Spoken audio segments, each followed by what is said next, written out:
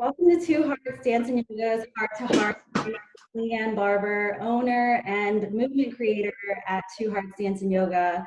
It is my pleasure to bring you some light of inspiration during this time. And what better way to do it than with the people who are surrounding me, who are bringing me inspiration. Angelo Ennis grew up in my hometown in Southern Maryland.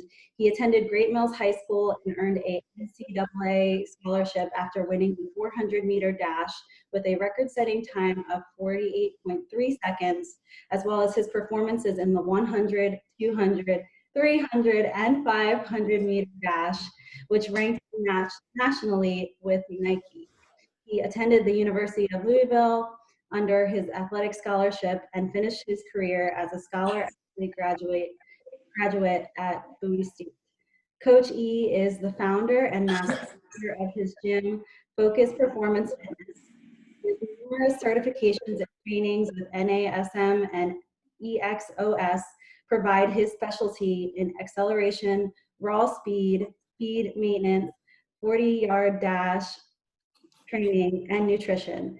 His passion for developing athletes shines on in the community, and it's our pleasure to have Angelo Ennis here with us today. Thank you so much for being a part of our series here. Nah, it's super cool. Thanks for the invite. I'm really excited about it. Yeah, thanks again. Before we kind of get into some of the questions I have for you today, how are things going with offering your training virtually and having to adapt during this change in time? To be quite blunt, offering it virtually is, for lack of vocab, sucked.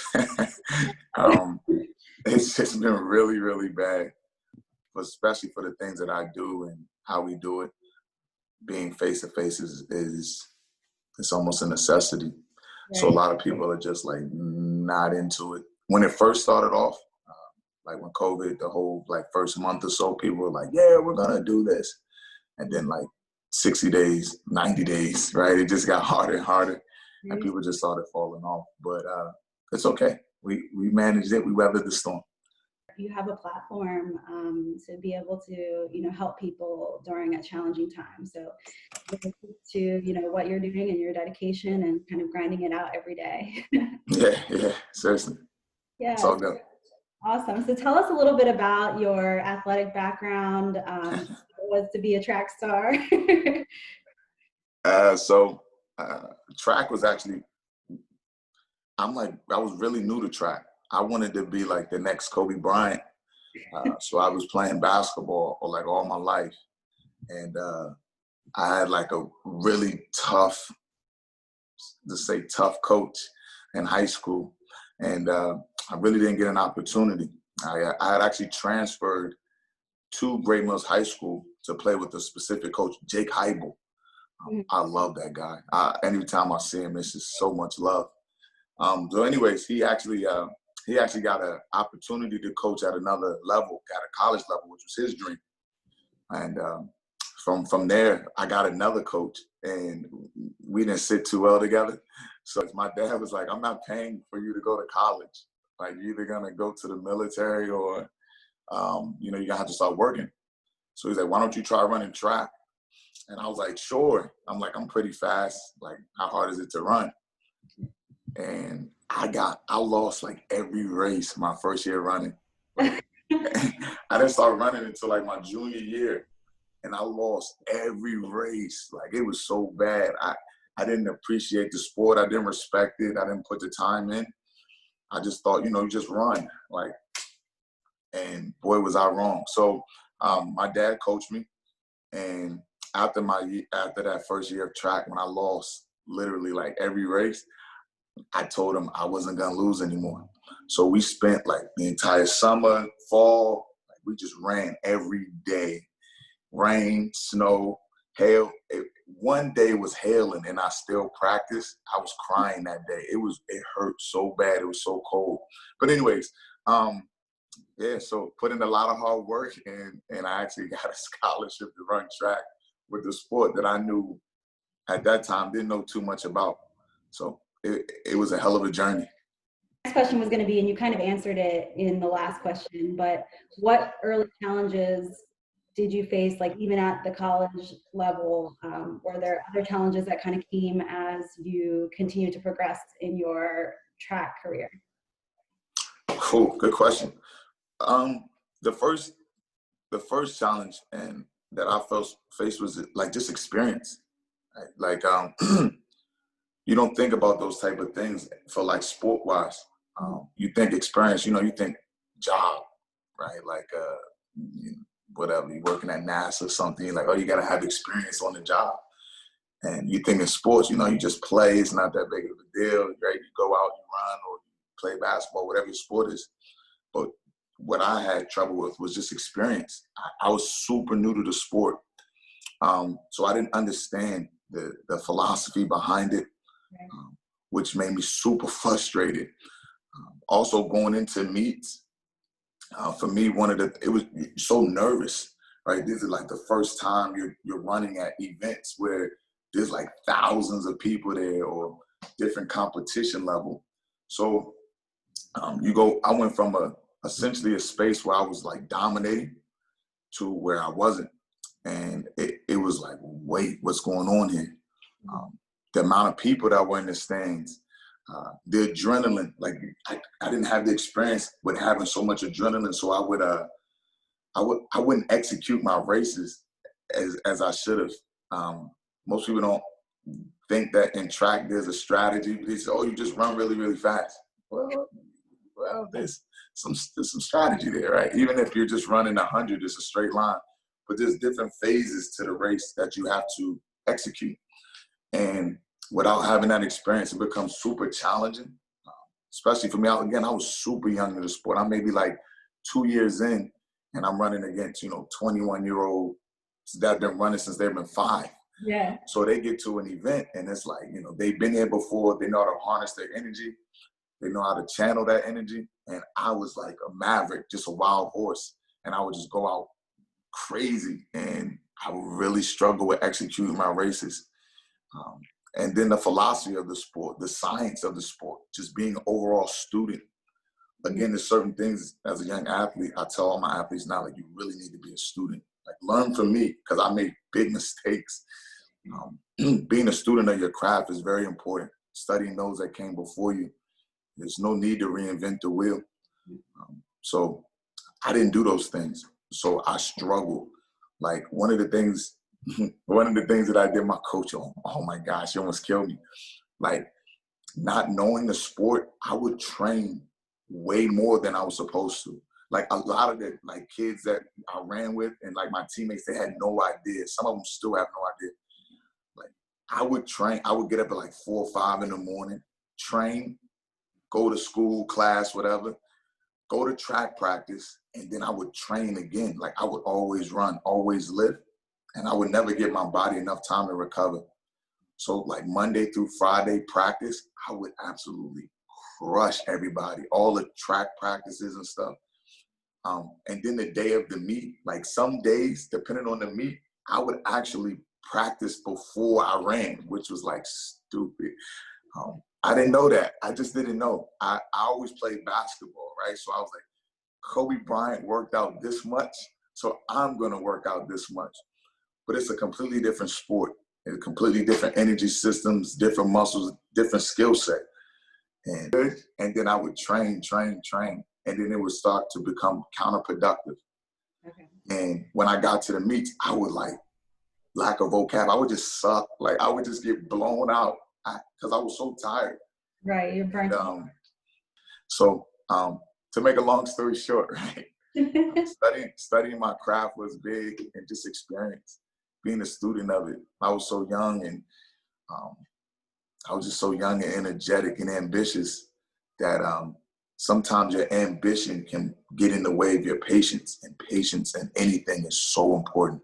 Yeah. And I just didn't have that patience. I really was trying to be like in the Olympics, like my second year in college, and I needed to be patient, and I wasn't. So those are some of the challenges that I faced. I hope I'm not getting too lengthy here. Yeah, that's great. It's great to kind of hear your journey and like the things that you learned from, and what ultimately made you the athlete that you are. So thank you for sharing that. Yeah, sure. Yeah, and you're so passionate about what you do. That's like one of the reasons why I was just so thrilled to have you on here. Because you are so passionate, can you tell us a little bit about what led you to starting your business, Focus Performance? So that, I haven't had that moment in time where I'm like, wow, I'm really doing this, right? Like I never had that moment yet, because I got big dreams, so I'm just focused. But anywho, it was quite a few things that led me to this.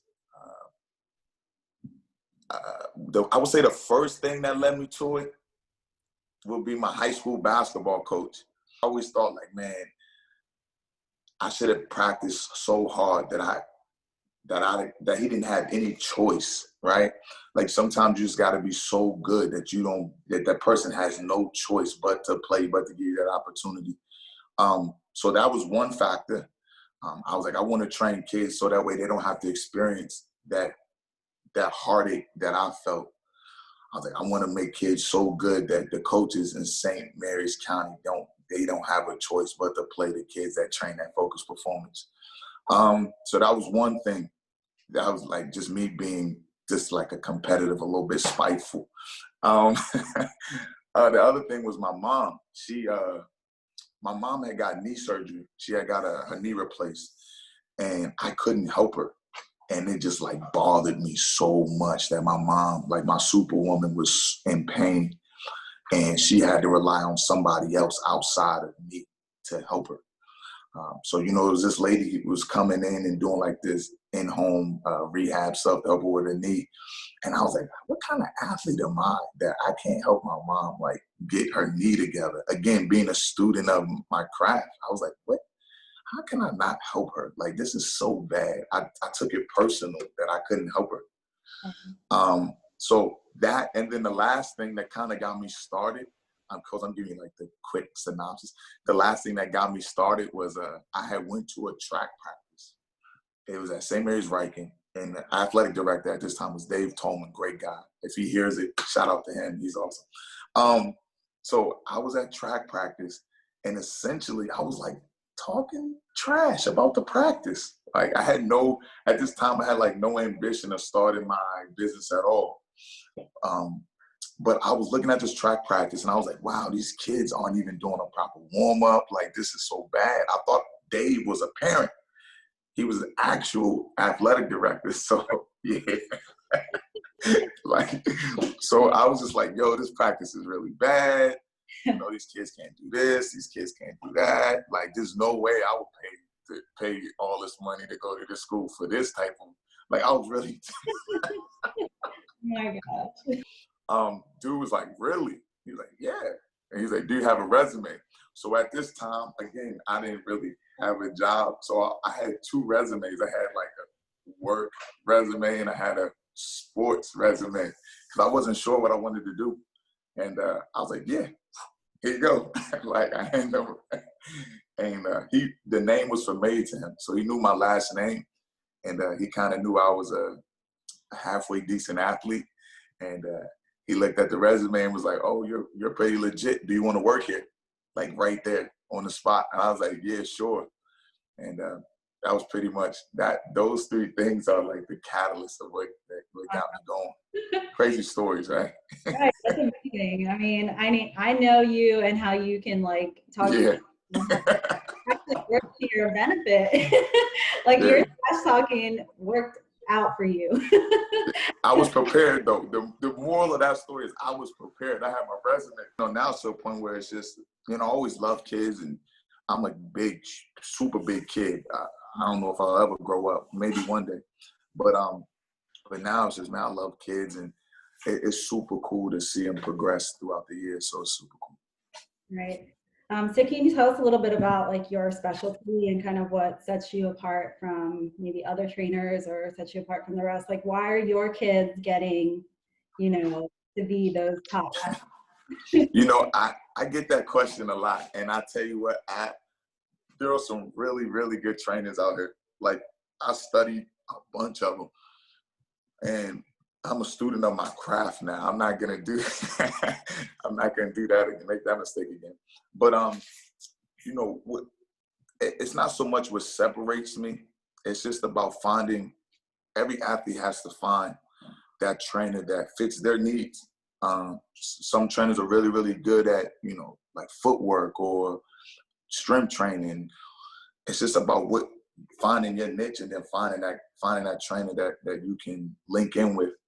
If I had to say something that separates me, I would say just how I can connect with the kids or the athletes. Like, I don't know why these crazy kids really love Coach E. I'm not sure why, but it's cool. So I would say if it was anything that separates me, it was just my ability to link in with the kids and understand what they're going through and help them out. But Focus Performance, the name of the company, does a great job of just curtailing workouts to the athlete's needs and making sure that no kid gets left behind. Like, we really take our time. We start off with 1+1, and then we get, you just grow from there. We start off with the foundation, the core work, and then we just build on top of it. So that's it. So I have to ask you, many of my students are dancers. What would you recommend for dancers who are looking to build strength for jumping, kind of getting the ups as you coach an athlete? Yeah, so I actually train quite a few dancers, gymnasts, cheerleaders. They come in for strength. Some of them actually need flexibility, which so you have some gymnasts that get really, really strong, but then that relationship, that stretch tension relationship, they get so strong that they end up losing some of their range of motion and their flexibility. So I actually have some experience with dancers, gymnasts, and things of that nature. So with that being said, if you look to get your ups, I would say the thing that I train the most with those dancers outside of range of motion, which is like a given, your balance and your core. Those things help so much with your jumping ability. Outside of the obvious, right? Everyone knows, you do your squats and you get a little bit of strength. Like, those are the obvious, your plyometrics, your box jump. But I think, what is missed a lot is just that core work and that stability training, especially with dancers. You ladies, guys, whoever's involved in it, it's incredible. The way that you can get in and out of different movements, spins, and stay on balance. So what I do with dancers is I make them do the squats that help you get your ups, but I make them close their eyes. I just try anything, unstable ground, just for them to really work on those stabilization, and that balance is so important for the dancers. And then of course the core. When it comes to core, I'm not really big on doing sit-ups. We're not really big. Focus, not big on sit-ups. Obviously the flexion in the spine it's good, but there's other ways to go about it. We like doing a lot of different plank series, just to help with the core and help with the ladies. I always say ladies, and help with anybody, help with the dancers that are involved with it. So I would say that do a lot of single leg stuff, do anything that challenges your stability, anything that challenges your balance. And conversely, that also helps with your core. So you can kill two birds with one stone. If you have a weak core, then your balance is gonna be pretty off. So those are the things that I work on with dancers, and they start to see results rather quickly. I will say this, like, side note, out of all the people that I've trained thousands of athletes at this point, right? I probably see like 60 kids a month individually. The kids that do dancing, gymnastics, anything, they are the best athletes that I have. Oh my gosh. They can do everything. Like, they could do, I can tell, like, right away. Like, in the first 10 minutes, I'm like, did you dance? Did you do do gymnastics? And they're like, yeah, how'd you know? I'm like, because you have great core, you have great flexibility, you got range of motion, you can actually do a pull-up or two. Like, it is so crazy. Like, it changed my whole perspective. Like, even if I have a boy, like if I have a boy, like if I'm blessed and I have a kid and I have a boy, like I'm gonna make him do gymnastics for like his first 5 years. Like, yo, it is so crazy. Like with dances and the gymnastics and cheerleading, like I kind of put those in like one group. They are so awesome. I absolutely love it. Like oh my gosh, I love them. I can just tell right away. That's awesome. We'll have to talk after this and kind of incorporate, because I do a lot of turning and leaping classes. Yeah. With kind of your background and your way of kind of creating that mechanics, we'll have to work together. So I'm really excited to hear that. Yeah, absolutely. Anytime. Like I absolutely love. And the coordination, do you know how hard it is to get people coordinated? And anyone that has any type of dance background, they're so coordinated. Like I literally keep them on like beat counts. I'm like 1, 2, 3, go. And they get it. I'm like, yes, thank you. It saves us so much time. Mm-hmm. It takes it'll take like a month to get a kid coordinated sometimes. If they have a dancing background, like by the end of the day, I'm like, oh yeah, we're good to go. Let's get it. I love it. Oh, that's amazing. Awesome. Good to hear. I love to hear kind of the world kind of together here. Yeah, seriously. It's good stuff. Yeah. So kind of just to wrap things up a little bit, tell us like what motivates you personally, like at the end of a long day or during a challenging time, or, when you feel like you're just ready to, throw in the towel. What are the things that you pull on to help to keep you going with everything that you do? Wow. Good question. So the first thing, I try to keep this as simple as possible. I can get like philosophical with questions like this. The first thing is I signed a contract to myself, right? Like I told myself that I was going to do this. So damn it, I'm going to do it. Like I told myself I'm going to do it, so I'm going to do it. That's the first thing. The second thing is, especially in my profession, other people's kids especially, their dreams are attached to me. Like I'm helping them get to their dream, get to their goal. So if I stop midway, then there's a lot of dreams that are stopped midway as well. And I don't want to be the reason why a kid doesn't foresee a dream. Like they're depending on me to fulfill a dream. They need my tutelage. They need my expertise, at least to some degree, so that way they can see their dreams through. So it would be really selfish of me to stop. It'd be super selfish to stop. That also, man, there's so many things. I'm trying to keep it simple because I could get super philosophical. But so yeah, those two things really are the primary things that really just keep me going. The contract I signed with myself, and there are other kids' dreams that are attached to mine, and I don't want to disappoint. At this point in time now, it's so much. I wrote down a list. I'm one of those corny guys like that, right? I have a vision board. I have a list of goals and dreams and stuff. I have over 200. I'm trying to get to 300. It's super hard. Goals, dreams. And I'm not going to stop until I fulfill them. Like, I'm just not going to stop. I read Shoe Dog by Phil Knight, Nike memoir. And one of the things that he said a bunch of times, and it's like, just don't stop. Like, you set a goal, you got a dream, and you just don't stop. So, and you'll be surprised what happens. Like, you just end up, like you end up at a protest that you didn't even know was happening, right? Like I was driving and I was like, oh, it's a protest. And I just pulled over, and then it just led to some other stuff. But just don't stop, and then the universe will bend to your will. It really will. The universe is like plasticity. It's super malleable. And if you put in good work and the universe knows that you're putting in good work, great things will happen to you, like accidentally. So those are the things. Dreams, helping other people get to their dreams, and the contract I signed with myself to make sure that I see those dreams come true.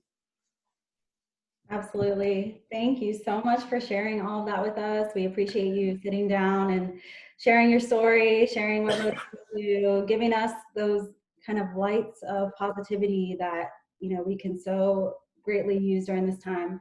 So I just want to thank you on behalf of Two Hearts Dance and Yoga. Thank you, Angelo Ennis, Sandy, that's what I'm Like no one calls me that anymore. I don't even think my family calls me that anymore.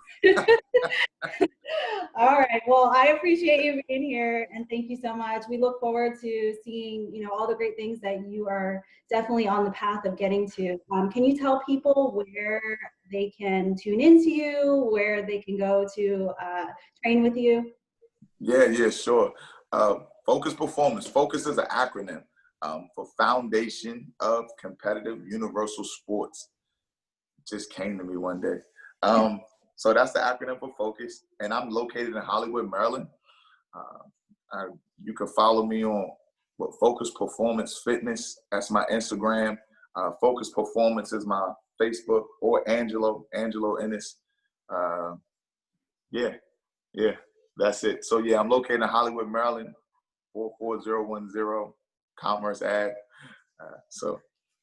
If you go to my webpage, which is focusperformance.net, you can get all the info there as well.